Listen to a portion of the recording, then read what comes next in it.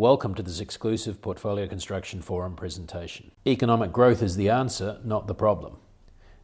Dr. Oliver Hartwich, Executive Director, the New Zealand Initiative, Wellington.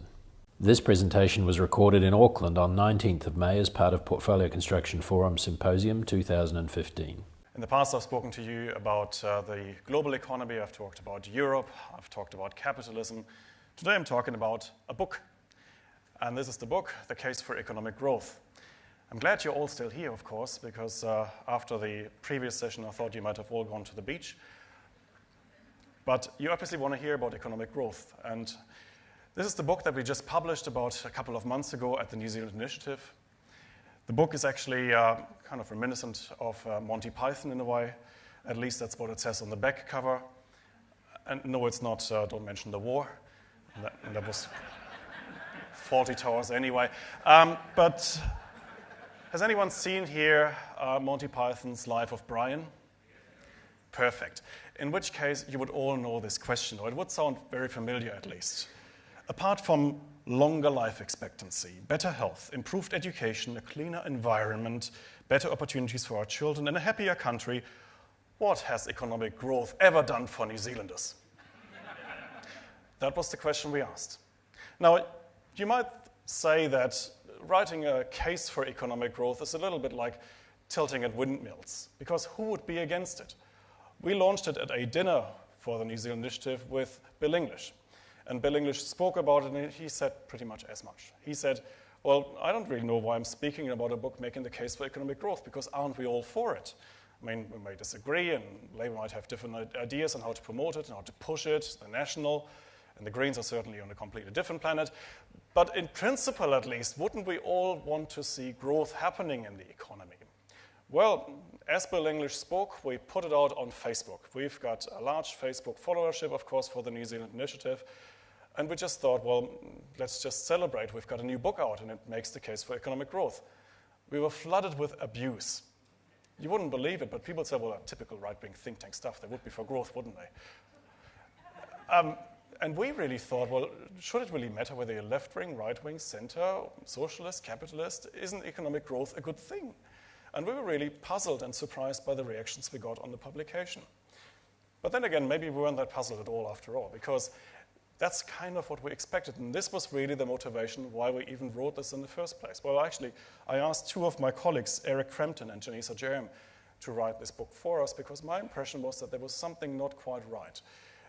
And maybe that's just my personal impression, not just in New Zealand, but in other parts of the world as well. I previously lived in Australia, in Britain, and you would never guess it, of course, I come from Germany. In all these countries, I have detected a deteriorating enthusiasm for economic growth. I was born in the mid-70s in Germany, that's where I grew up. And I'm a bit of a techie anyway, so I always liked growth, I liked new technologies, I liked when stuff was happening. But I soon realized that I was becoming the minority. And what happened, I think, especially when I think of my own childhood and youth in Germany, was that increasingly got these negative stories about economic growth, and typically with a bent on the environment, referring back to some environmental disasters and some technological disasters. And I think the one event that really questioned the whole growth narrative in the European case was Chernobyl, when this nuclear power station blew up in the Soviet Union, and the fallout came over, and we couldn't actually harvest stuff anymore for a few weeks because we had the fallout there in our gardens. Around the same time, the Germans got very concerned about the dying of the forests. There were forecasts in the early 1980s that by the mid-1990s there would be no forest left in Germany, and all the trees would have died because of acid rain. Then we had years when we had a few chemical disasters, and they polluted some of our rivers. So in one of the years, there were practically no fish left in the River Rhine because of that. And so there were a lot of these environmental concerns, global warming, of course, that caused people to rethink whether economic growth was a good thing. And not just that. We then had a second wave of growth skepticism in the 1990s, and I think that was felt certainly beyond Germany, beyond Europe, also here. And that didn't focus that much on the environment anymore. It focused on something completely different. It focused on happiness.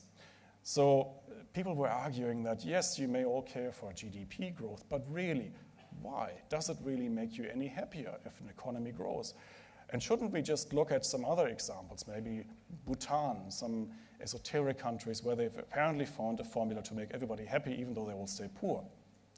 And you may remember that at the time, the French president, Nicolas Sarkozy, actually even put together a commission to really investigate how a gross happiness index could look like for France.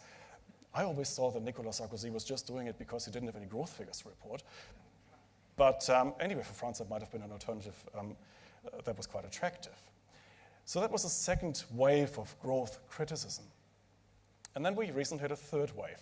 And the third wave of growth criticism was, okay, maybe it doesn't quite damage the environment as much as we thought, and maybe it still makes you kind of happy, but there's inequality. And the whole of last year was, of course, dominated by Thomas Piketty and his book, Capital in the 21st Century. So Piketty basically makes the case, yes, the economy is growing and capitalism probably delivers, but at what expense? Basically at the expense of the poor. So we might get some economic growth, but it flows to the 1%. So he was basically making the academic argument for the Occupy Wall Street movement that we had a few years earlier. So really, we had economic growth attacked from all sorts of different corners. We had the environmental critique, we had the inequality critique, we had the happiness critique. And of course, you can really go back into history and you can find very similar arguments being made really from ancient Greek times. You can see that there were some philosophers back then who were extremely critical of growth. You can see it in Roman philosophy.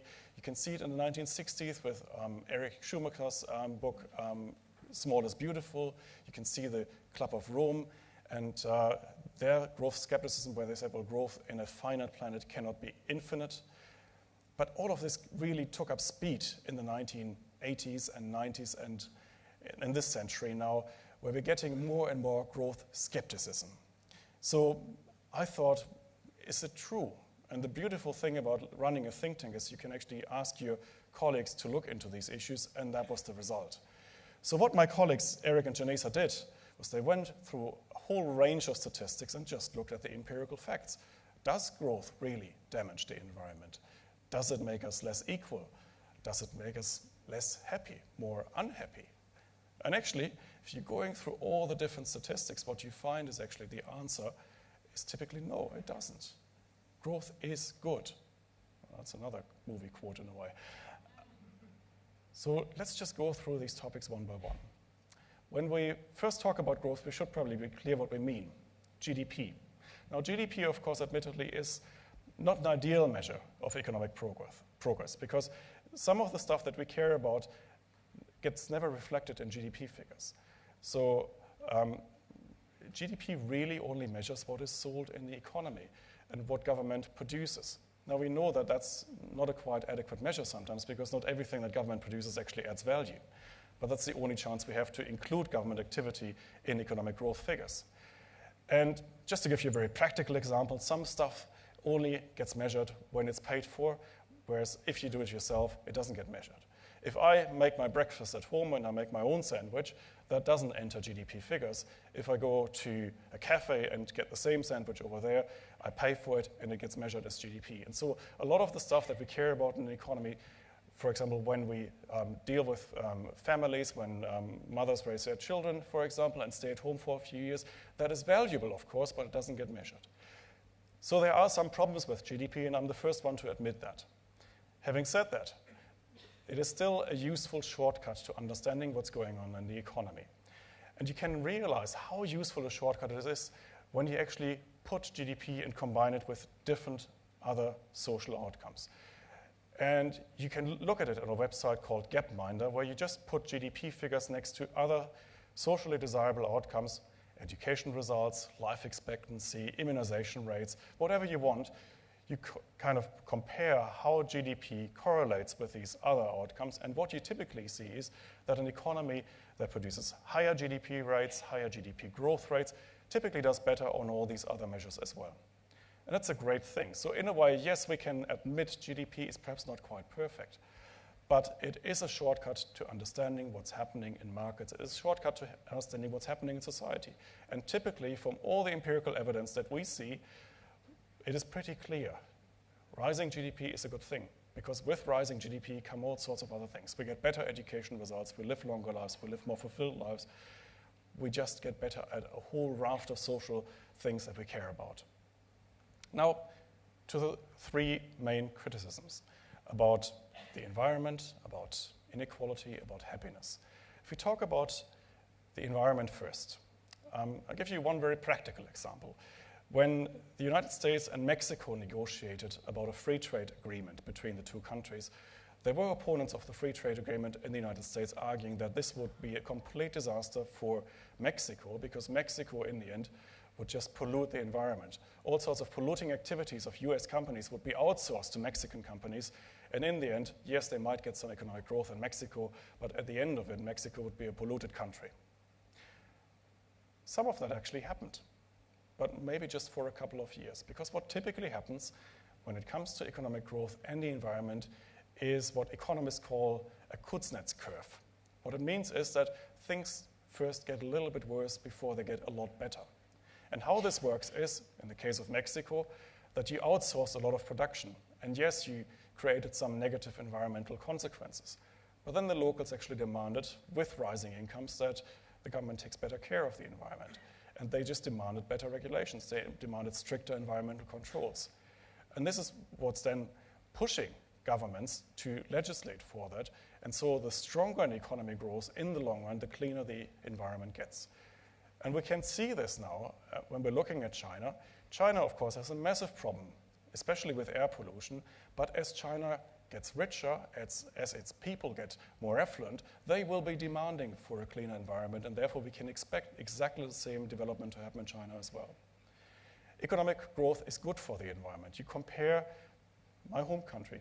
Look at what socialism did to East Germany, where there was practically no growth for decades, and how the environment was exploited, and compared to West Germany, where, of course, it wasn't perfect, and you had occasional problems, but there was enough income generated to actually mitigate these environmental problems. And so in the end, you got better results on both fronts. You get better economic growth figures, and you get better environmental results. We believe there is a strong case to be made based on good empirical evidence that economic growth doesn't harm the environment. It actually helps us to protect it. So we think you don't have to be concerned too much about the environment. You don't have to be concerned about finite resources either. Because what we do, of course, in markets is we figure out which resources become scarcer over time. This is why we had the oil shock in the 1970s. Suddenly oil prices went up because there was more demand and less supply for oil. This is how markets deal with scarcity.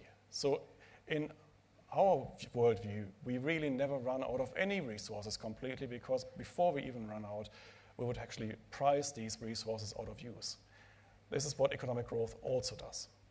Now, when we talk about happiness, happiness is, of course, desirable. We all want to lead happy lives, but really, it is not that easy to measure. Typically, what happens when you measure happiness, you're asking people, how satisfied are you with your life? And then you give them a scale from 0 to 10. Typically, people say, well, yeah, 7, 8. And that's the median answer in practically all of these surveys, no matter where you take them. First of all, you might just ask a few questions. Is it really that likely that if you are the happiest person on the planet, and there's nothing wrong with you, and you're really full of optimism, you would only be 2 notches above the median? That's not quite intuitive, I would say.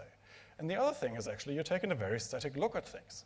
Because, I mean, what does it really mean being 8.5 happy or 5.6 happy?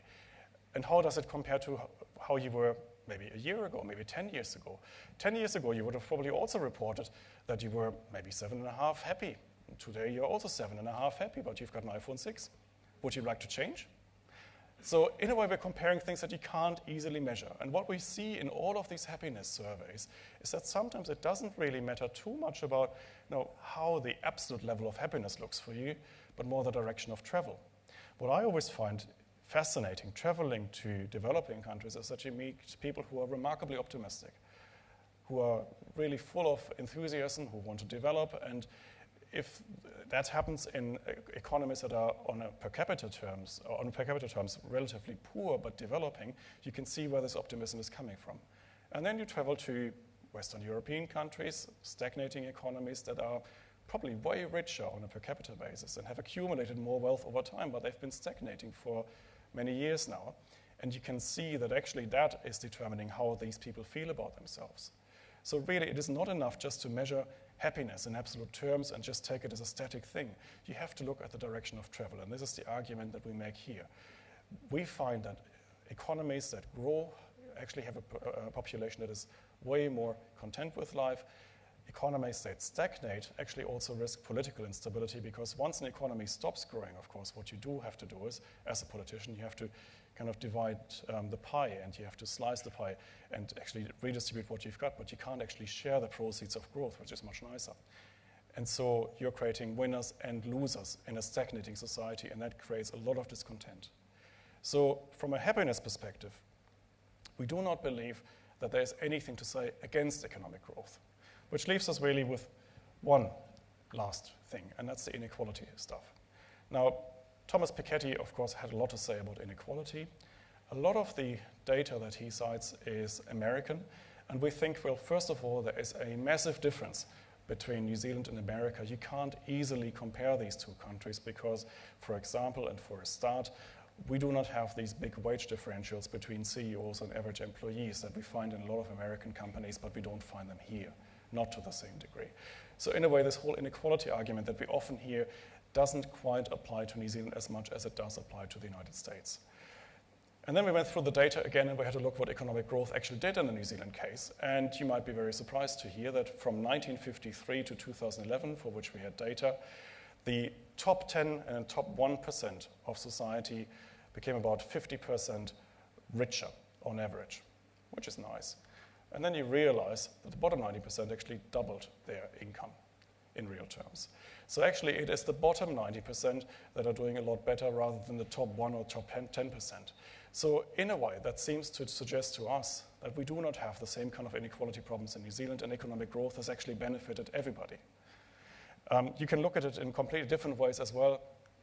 One of the best comparisons I have seen in recent times was at a conference in Hong Kong where an American professor just took us through a 1970s version of a Sears catalog. So a mail order catalog, and he just explained, well, this is the kind of stuff that you could buy back then, and this is how long it took someone on the minimum wage to basically work for that and earn that. And then we did a product-by-product comparison. What was a suitcase like in the 1970s? What is a suitcase like today? Not only did the suitcases, for example, become cheaper over time in the sense that you didn't have to work as long as you used to in the 1970s, but actually our suitcases were a lot better. They had wheels for a start. So they were a lot more durable. They were a lot more attractive. There were actually certain varieties now of suitcases you could choose from. So that's what economic growth also does. So when you're comparing inequality, keep in mind, not only is it not a problem that does apply to New Zealand, keep in mind that actually even if you're relatively poor, if you're in the bottom 20% of society, you would probably still enjoy a way better standard of living than you would have in the 1970s. So we think if you're really looking through all of the evidence, and we have done that, it's really an entirely empirical report where we're just going through loads and loads of data. You can find that growth doesn't destroy the environment. Quite the opposite. We think it's the answer to environmental problems. Growth doesn't make us unhappy. Quite the opposite. We think that actually growing faster makes you happier still. And growth doesn't cause inequality problems. Growth actually is something that helps us as a society for everybody to get better off over time. But if that's the case, well, what do we do about it? We think we should celebrate growth. And we don't have that culture in New Zealand, unfortunately. When Robert asked you whether you want to go back to the beach or whether you're just satisfied with your life, I mean, I can sympathize with that because we've got a great quality of life. But still, I think we should become a lot more ambitious. Because growth is good, and if you're really thinking that you could stand still and just enjoy what you have, you're falling behind. Because other countries, other nations are probably just a little bit more ambitious, and they will make our lives very hard and very difficult if we just let them reap the proceeds of growth, and we'll just prefer to remain stuck where we are. So if we care about growth, we really have to talk about the policies that would make us grow further. And in the last chapter of this publication, we had a quick look at the literature again, suggesting what are the basic settings that would make an economy grow faster. And there we are quite clear, because we have very good evidence that strong property rights, an independent judiciary, strong economic and political institutions, lack of corruption, and of course small government contribute to economic growth. We know, for example, from empirical research that as the government consumes 10% more of the economy, it typically slows down economic growth rates by between 0.5 and 1% per year, which of course adds up over time. So in summary, we think growth is good. We think it has done a lot for this country, and we would like to see a lot more growth happening in the future. And with this publication and all the other publications at the New Zealand Initiative, we're contributing to this debate. Thank you for listening. For more information about Portfolio Construction Forum, Symposium, and Symposium 2015 Resources Kit, please visit portfolioconstruction.com.au.